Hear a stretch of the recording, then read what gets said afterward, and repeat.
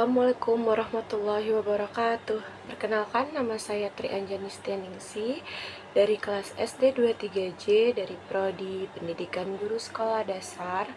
Di sini saya akan menjawab pertanyaan dan menjelaskan jawaban saya dari mata kuliah Agama dan Etika dengan dosen pengajar Bapak Dr. Iya Hidaria SPDI MM. Sebelumnya, saya mohon maaf kalau misalkan jawaban saya masih kurang tepat karena saya masih belajar. Di sini terdapat dua kasus. Saya memilih yang A, yaitu prinsip dalam transaksi. Sebelumnya ada cerita dulu. Izinkan saya bercerita, teman-teman. Gading ini dari soalnya gitu kan. Ahmad adalah seorang pengusaha yang memiliki bisnis grosir bahan makanan. Suatu hari, ia diberitahu oleh salah satu pemasoknya bahwa ada produk yang mengalami kenaikan harga dalam beberapa minggu ke depan. Ahmad kemudian memutuskan untuk menimbun produk tersebut dan menjualnya dengan harga yang jauh lebih tinggi saat harga di pasar meningkat. Banyak konsumen yang membutuhkan produk itu, namun tidak sanggup membelinya karena harga yang melonjak drastis. Untuk pertanyaan yang kedua, apakah tindakan Ahmad sesuai dengan prinsip ekonomi Islam? Menurut saya, tindakan Ahmad jelas bertentangan dengan nilai-nilai Islam, teman-teman. Sebagai seorang muslim, kita harus berusaha untuk berbuat baik dan adil dalam segala hal, termasuk dalam berbisnis. Dengan menerapkan prinsip-prinsip ekonomi Islam, kita dapat membangun bisnis yang berkelanjutan dan memberikan manfaat bagi masyarakat. Nah, jadi kalau kita mau buka usaha atau punya usaha, kita harus adil dan biar usaha kita lancar untuk kedepannya gitu, banyak pelanggan gitu kan yang udah percaya sama kita, oh produk kita itu bagus, oh makanan kita itu bagus gitu ya. Untuk pertanyaan pertama, bagaimana prinsip kejujuran, keadilan, dan menghindari gharar atau spekulasi seharusnya diterapkan dalam kasus ini? Menurut saya, Ahmad harus jujur dan terbuka kepada pelanggannya tentang kenaikan harga yang akan terjadi. Ia dapat memberikan informasi yang akurat tentang kenaikan harga dan memberi pelanggan pilihan untuk membeli produk tersebut sebelum harganya naik. Menimbun barang dengan bertujuan untuk menjual dengan harga yang jauh lebih tinggi saat di harga pasar meningkat dapat dianggap sebagai penipuan. Dalam situasi sulit, konsumen berhak mendapatkan harga yang wajar dan tidak dieksploitasi. Untuk prinsip keadilan, penurunan harga produk dapat dibenarkan jika didasarkan pada kenaikan biaya produksi atau permintaan pasar yang tinggi.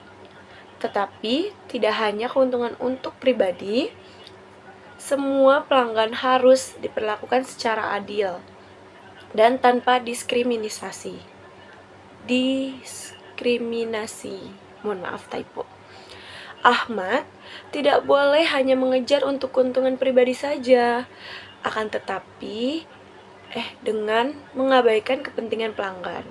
Nah, untuk menghindari gharar atau spekulasi, salah satu jenis spekulasi yang mengandung ketidakpastian adalah menimbun produk dengan harapan harga yang naik. Transaksi yang mengandung banyak gharar atau ketidakpastian adalah dilarang dalam Islam karena dapat menyebabkan kerugian bagi seluruh pihak atau salah satu pihak. Menjual barang dengan harga yang tidak pasti atau bergantung pada fluktuasi pasar dapat dianggap sebagai gharar.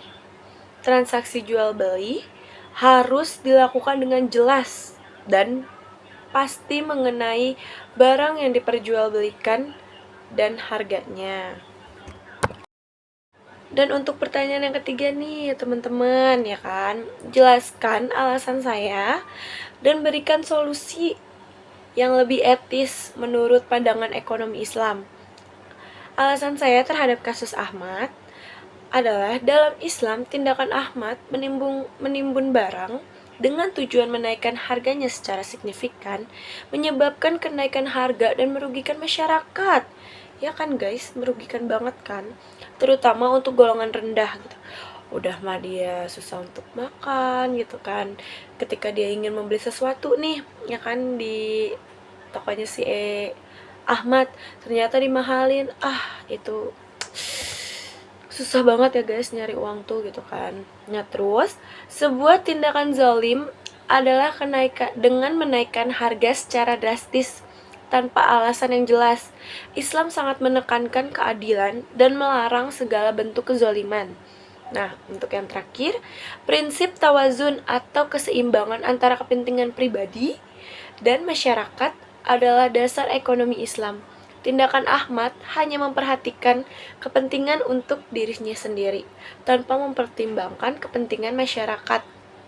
Nah, solusi dari saya, menurut ekonomi Islam, Ahmad seharusnya terbuka dan jujur kepada konsumen mengenai kemungkinan kenaikan harga. Dengan demikian, konsumen dapat mempersiapkan diri, ya kan? Jika ada alternatif produk yang serupa, Ahmad dapat menawarkan kepada konsumen dengan harga yang lebih terjangkau. Jadi kalau misalkan ada yang serupa gitu tapi harganya lebih miring, kan itu lebih adil ya guys ya gitu kan.